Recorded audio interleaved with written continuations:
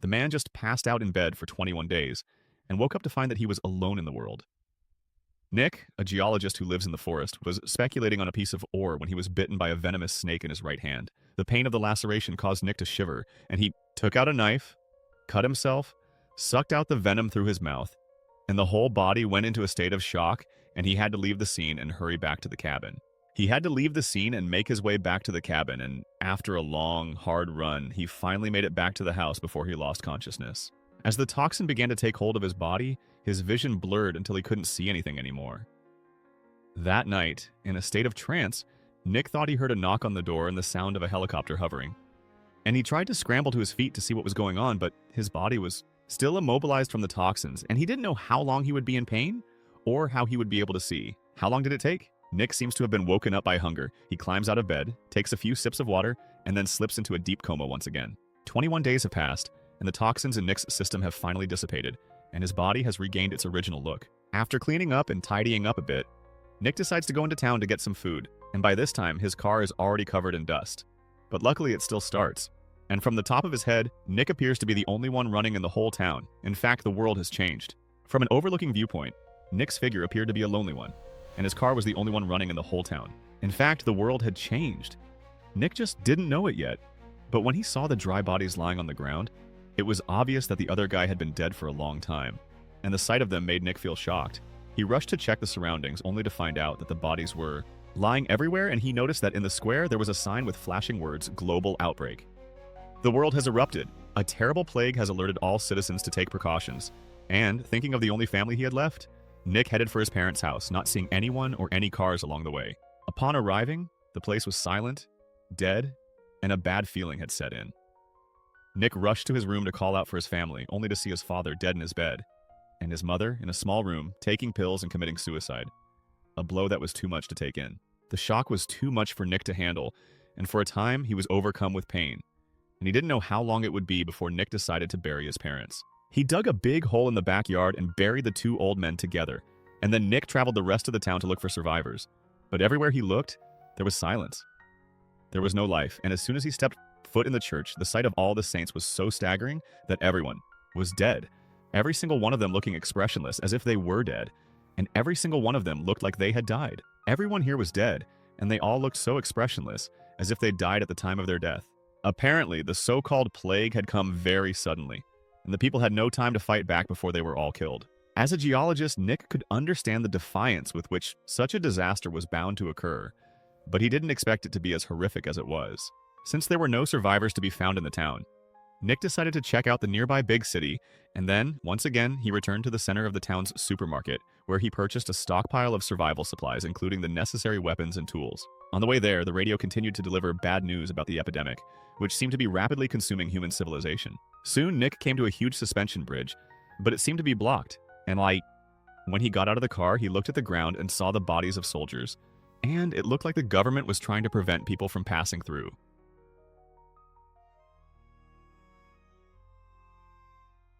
Nick had no choice but to find a new way out, and by evening, the car was on its way. In the nearest Las Vegas, where the lights are so bright and glittering, there are no human beings at all.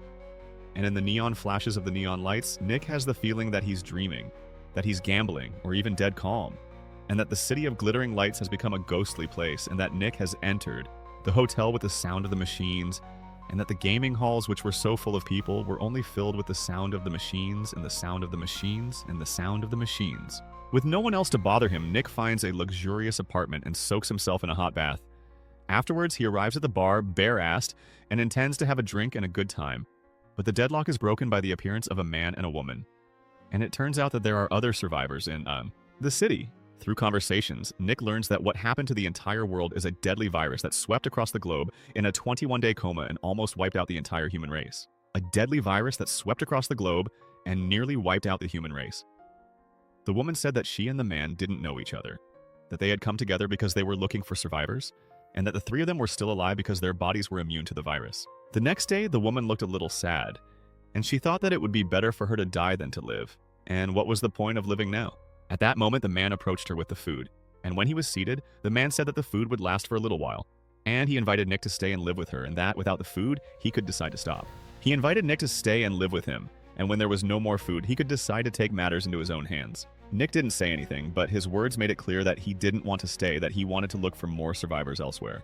Then Nick approached the woman and asked her to take him with her, but the woman refused, saying that since the deaths of his own family, he didn't have any attachment to the world anymore. In fact, today's lunch was to be his last, and when the woman said, I don't know, Nick had just left the hotel when behind him, there was the sound of a piercing gunshot, clearly.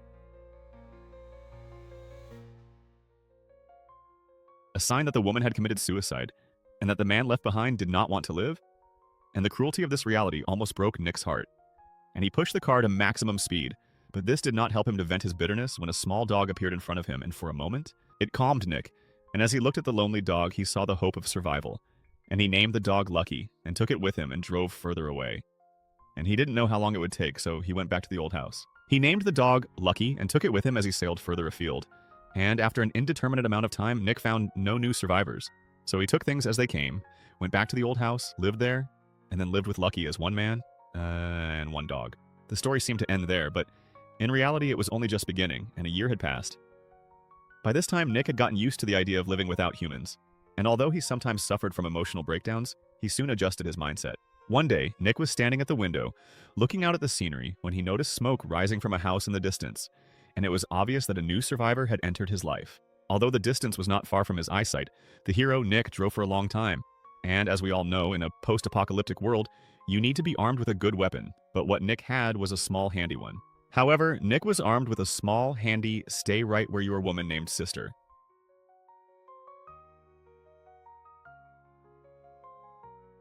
Black, who took Nicole into her home, and through conversation, Nicole realized that she was looking for someone of her own kind.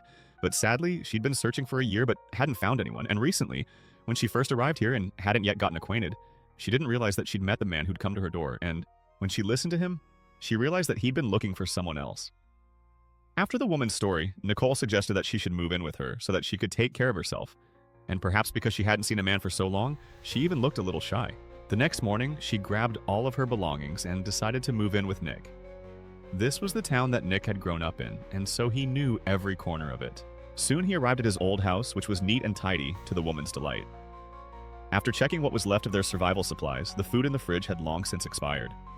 Nick took Sister Black to the town's supermarket, which could provide them with anything they needed. Nick was only concerned with food, while Sister Black carefully looked for medicines. And it's worth noting that the corpses in the supermarket didn't seem to have decomposed yet. And even after a year, they still smelled good, so Nick was excited and said that he'd found something new, that it had a solar panel, and Sister Black called it up and said to dump it. Black called and said, "Why don't you just call me?" Having moved here, he felt as if the supermarket had been built for the end of time. Outside, Nick said that he'd have to remove the solar panels later, as the world had long since lost its water and electricity supply. In the evening, Nick ate his first delicious meal and discussed the disaster with Blackie. From what we've seen so far, it seems that the entire human population of the world is dead, but all of the animals, with the exception of the humans, are still alive, as the world has been cleared of any disturbance, and some of the animals have even gone out onto the streets. In the days that followed, the two of them lived like a paradise, and Nick began working on the installation of solar panels and sometimes fishing in the river to improve the food. And then, after the roofing project, they began to work on a solar panel. Finally, as time went by, their relationship became closer and closer until the sparks of love burst out of their eyes. After a night's sleep, Nick's body was emptied of its years of strength.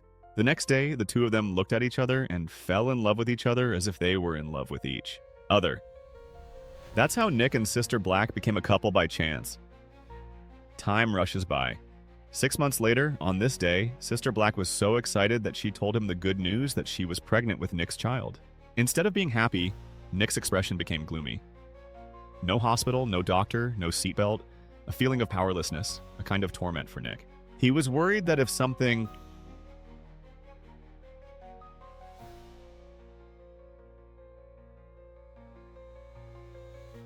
happened to Sister Black, then what was left of him would be even more painful than death, and Nick was already in the middle of the night. Having lost his beloved parents, he didn't want to lose any more family members.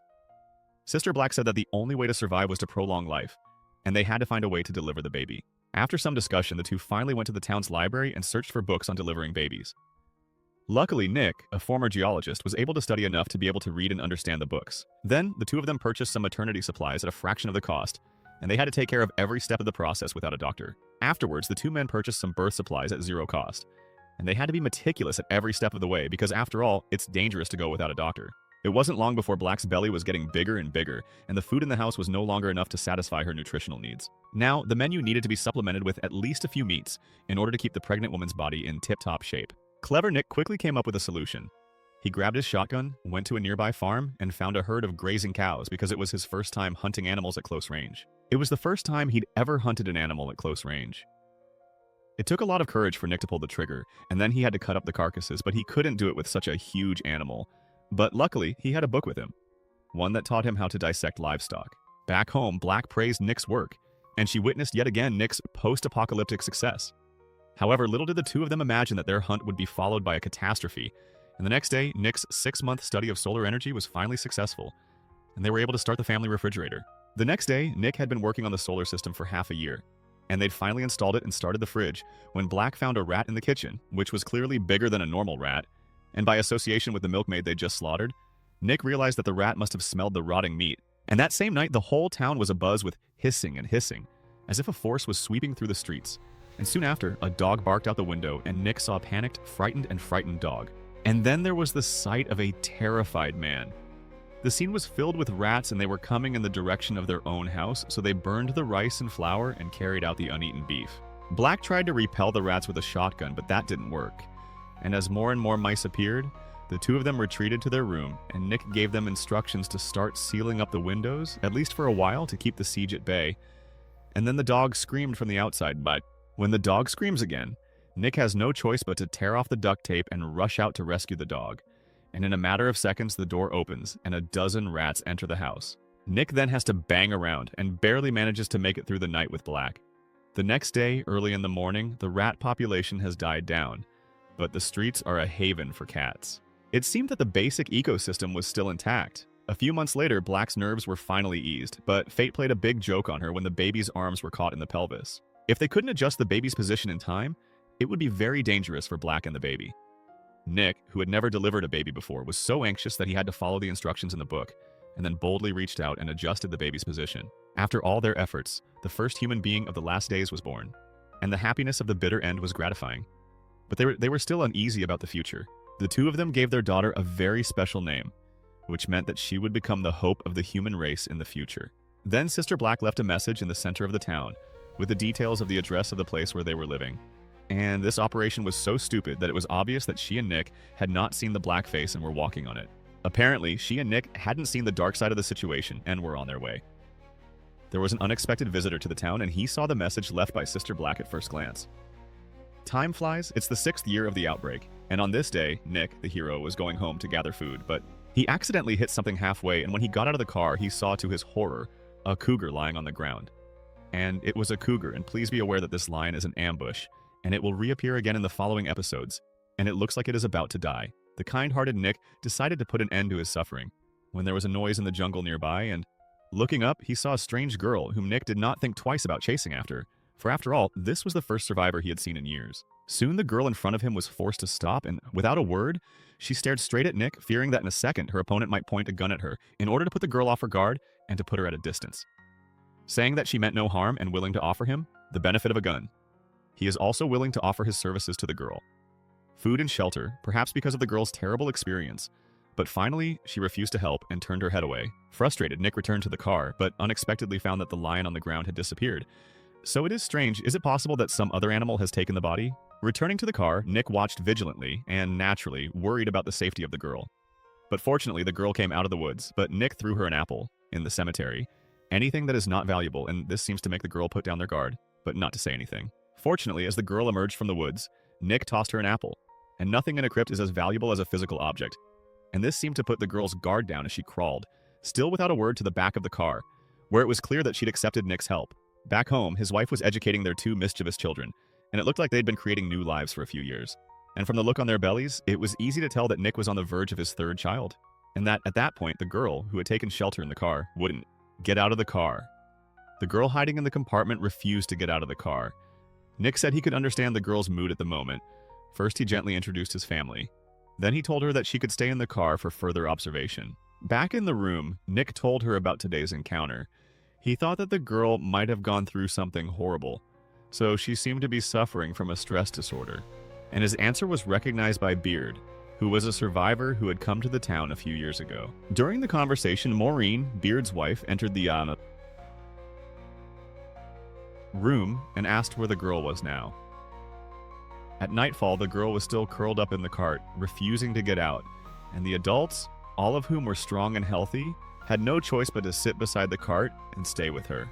Maureen, who had been abused for a few seconds, immediately showed her chest, saying that she had been through a similar experience, so she could understand the girl's fear and worry. After Maureen's patience, the girl finally accepted her new surroundings, and then Maureen led her into a room and put a pool of hot water in which to take a bath. And while the girl was bathing, Maureen opened the backpack that she had been carrying in order to find out more information about the girl. The first notebook that came out was very strange, and its contents were so bizarre that it made Maureen's heart skip a beat. Meanwhile, Nick took Beard back to the jungle where he had been passing by and discreetly tried to find out who the girl was. Given the distance from the town and the girl's state of health at the time, Nick thought that she must have a place to stay, and so it was that the two of them soon realized that there was a cabin hidden in the jungle and that someone was inside. And there was someone in it. The walls were covered with eerie drawings, and Nick left the jungle in a hurry. That night, Murray told everyone what he'd found, and in his bag he found a letter from a woman who claimed to be the girl's mother, who said that her name was Evie, and that they had been a happy family, but that her husband, after the end of the world, had become a violent man and even vented his anger on her, saying that she would die soon, so she could no longer protect her daughter, and hoped that whoever read the letter would treat Evie well. The mother also said that she was about to die, so she could no longer protect her daughter, and that she hoped that whoever read the letter would treat Evie well. A few months later, Nick's third child was born, this time a son, and Nick named him Joey, a name that rhymes with happy. And it's worth noting that the Black sisters' genes were very strong, and that 3 consecutive children all had black skins. Time rushes by quickly, and a whole year goes by. Joey had become a lovely creature, and her birth had brought much joy to all, but the peace of life was broken by a sudden alarm from the machinery surrounding the house and the realization that strangers had entered the territory. Nick hastened to send Murray to take the child to his room, while he and the rest of the party took up their weapons to see what they suspected meant by the family approaching the door, for this was the most probable thing they could think of. A few moments later, Sister Black saw a figure pass by. But as soon as she had taken aim, she was shouted at, and when she looked, 3 men appeared directly in front of her, led by a woman who begged Sister Black not to act rashly. After explaining that they had lost a little boy, but that they had not realized that they had tripped the alarm set by Nick, a boy ran up from behind them, and it was obvious that they were not lying about what they had told them. And as it was judged by the exchanges that neither party was acting maliciously, Nick invited them into his compound, which was well known to all at the end of the world. So Nick invited them into his yard, where, as we all know, one of the most feared men in Mordor was a boy. The woman in the front, Molly, said she was a surgeon in Washington, D.C., and that after the end of the city, everyone around her was slowly dying, and she had no choice but to leave the city. After she met the couple in the back, including the little boy, who was also the couple's child, they were able to find their way to the center of the town, which was where they had seen a hint of what was to come. After listening to the explanation from the beginning to the end, Nick never commented, but now he was no longer the man he'd been in the first year of the epidemic, and he wanted to make things as safe as possible for the people of the town. Molly asked if she could stay and live there, and the enthusiastic Sister Black agreed. After Molly and the rest of the group had left, Nick complained that it was time for his wife to erase her hints and bring in a new group of survivors, 7 years after the outbreak. Nick called a brief meeting, and as there were now 7 adults and 5 children in the compound, they had to go into the town and search for supplies, as the extra population was bound to put a strain on the stockpile, except for Black, who was at home looking after the children, and the remaining 6 who were divided into teams, and the next search was for canned food and solar panels, as well as for cleaning supplies that wouldn't expire. And as it had been half a year since they had been in the town, they had to be on their guard. In addition, they hadn't been in the town for 6 months, and since there was an abundance of sweating wildlife, it was important to be vigilant. Later in the day, the men drove their 3 vehicles to the designated spot where a buffalo had appeared, and Nick explained that it had been here all along, that it wasn't aggressive, and that it just stood still. The crowd laughed and laughed and laughed, and didn't think twice about it, and then they all searched the surrounding stores. Nick led the men to a convenience store. Although time had passed, it's been 7 years, but there are still some supplies that could be used. At the same time, Molly chooses to go it alone. She creeps into a nearby hospital and begins a search of the grounds. As a surgeon, she knows that medical supplies are more important than food, but unfortunately, most of the rooms are empty. Apparently, Nick's already searched the place. At that moment, a coyote steps out, and in an instant, the atmosphere becomes very tense. Calm and collected, Molly doesn't panic. She carefully finds a fire extinguisher and unscrews it at random, scaring off the contraption and walking out of the hospital, loaded down with a large bag of medication. Nick, who's strong and strong, runs over to the woman, angry that she didn't follow the instructions to collect her supplies. But when Nick realized he was carrying medication, he was shocked to learn how he could still be a part of this. After all, she and Beard had already been there, and Jasmine explained that each hospital had a spare pharmacy to prevent robberies by the psychic organizations. Nick, who had seen the situation, could only praise the fact that in the last days, everyone had their own special skills. That night, they all sat happily, laughing and joking, in an atmosphere that was not at all end of the world, but which they all cherished at this moment because of the pain they had suffered from loss. As time passed, so did the years, and in that time, Jasmine gave birth to a child, much to the delight of the bearded man with the heart nail, who was not only happy to be a father again, but also thankful to have a friend like Nick. And Jasmine's partner also gave birth to a child, and her son got a new companion. And now the extended family consisted of 14, and there were exactly 7 adults and 7 children. And Nick's dog, who was the only one who had a child, with Nick's dog. In the 14th year of the outbreak, some of the children were now adults, and the years had written themselves into the faces of the adults. Even though those who survived were blessed with the favor of destiny, old age was still with them, and it never left. That day, Nick brought his youngest son, Joey, to the library, and as usual, he educated his son about the world. It turned out that the annual storm had returned, and when they drove home, the rain had become even more intense. When Nick got to his room, he suddenly realized that his dog had disappeared, so he rushed out, calling for him to come back to him. But after searching every inch of the house, Nick saw something he didn't want to see. The dog had been crushed to death by a tree.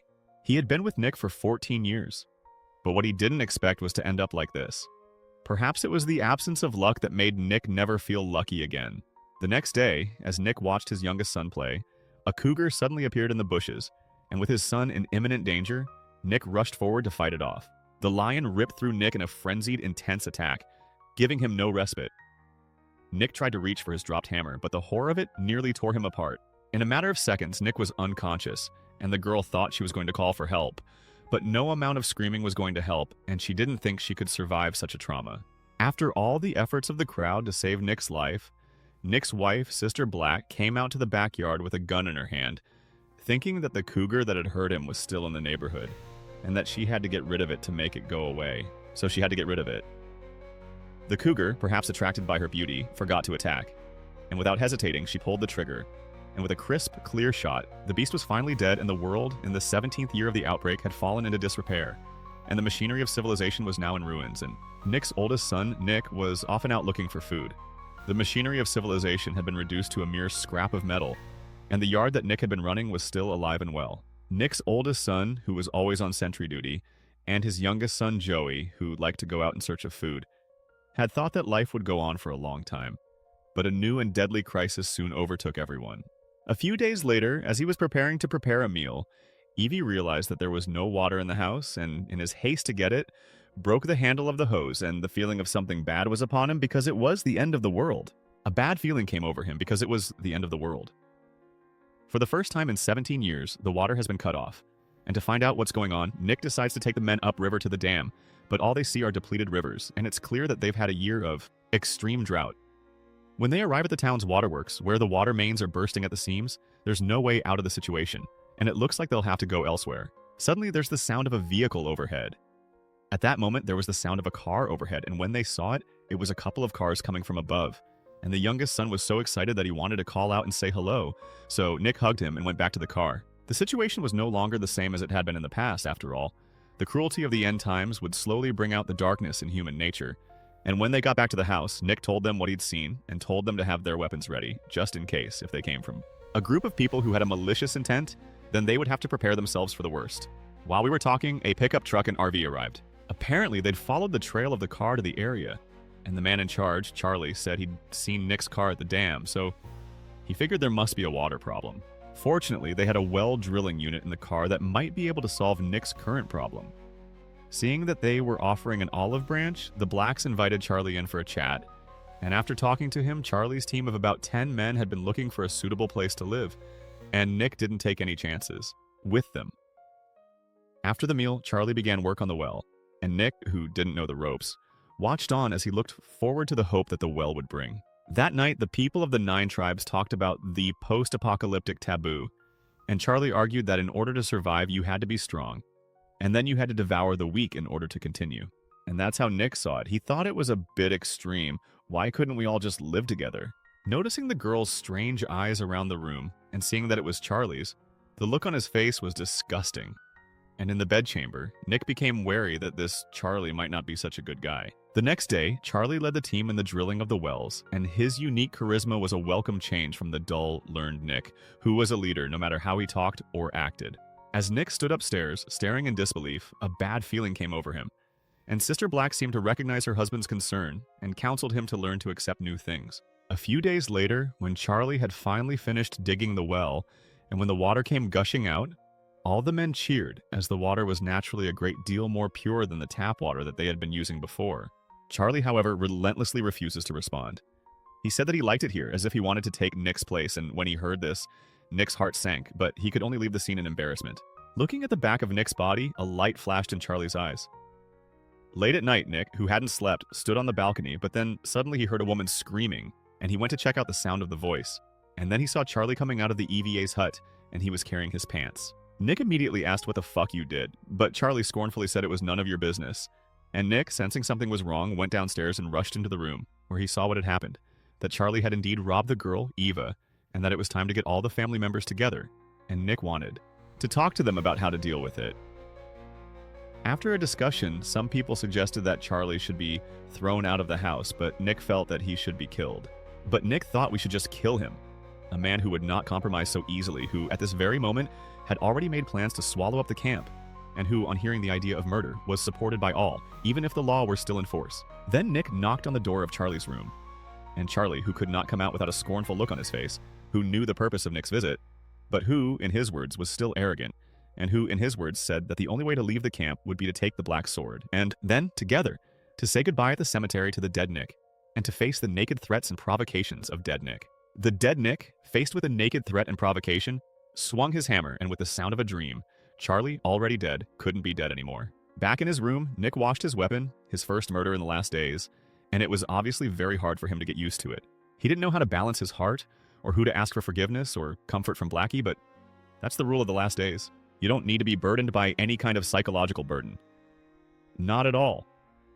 The next day, the men of Charlie's team were told what had happened, but they didn't object. It turned out that these men had had enough of Charlie's power, so to speak, and what Nick had done was a disservice to the people.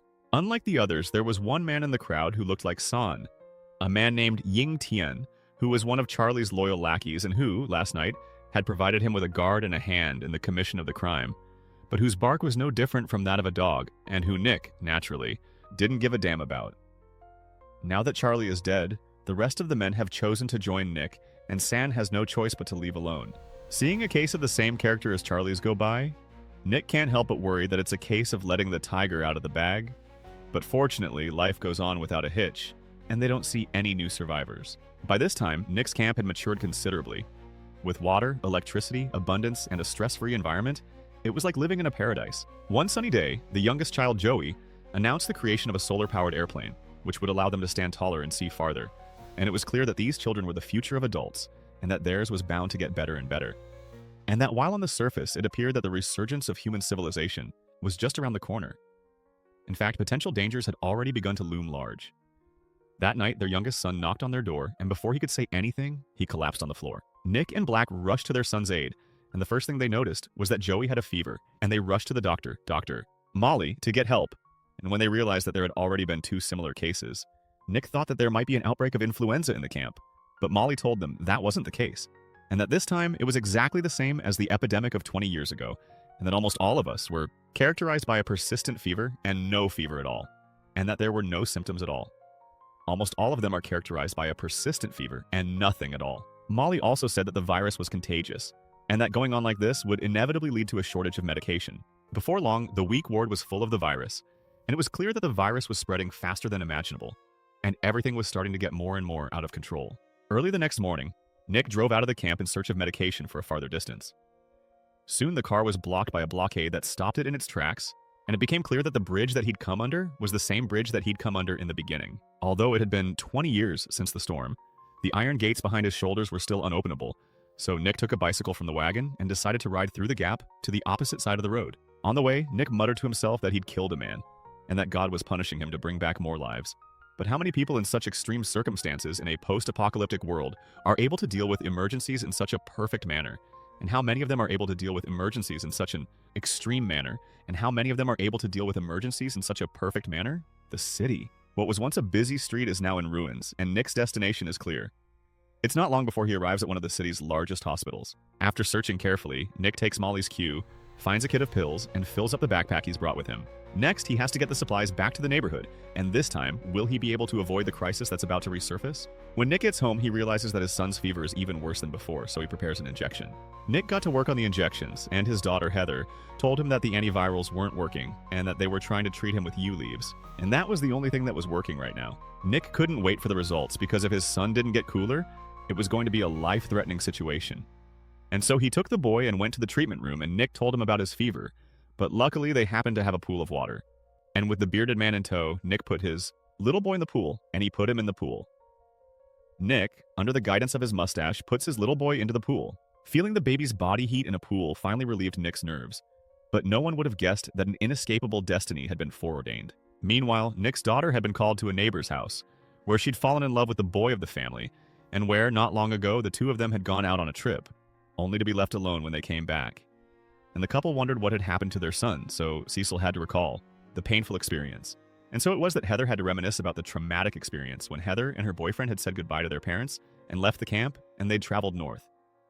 Far, far away, and along the way the landscape of decay and ruin was bleak, and there was no sign of life in the dead. Ruins, and a couple of weeks later, they'd found a row of numbers, 14725. And strangely enough, they'd been appearing at every turn, and so they'd continued in the direction they'd been pointing in, but hadn't found any of the imagined survivors, perhaps because of the long hours of travel and hard work. Perhaps it was the long hours on the road that tired them out. They decided to set up camp on a beach. They thought it was a unique romance in the last days, but they were unaware of the danger that was close at hand. That day, a wild man suddenly appeared in the woods and then disappeared in a flash when Sissy went back to the camp to look for her boyfriend. But she didn't know that the wild man was also following her and easily subdued her boyfriend, who had no chicken. And in the midst of the language of the two parties, the wild man, who was agitated, attacked, and this time it was a fatal wound. The boyfriend would probably die.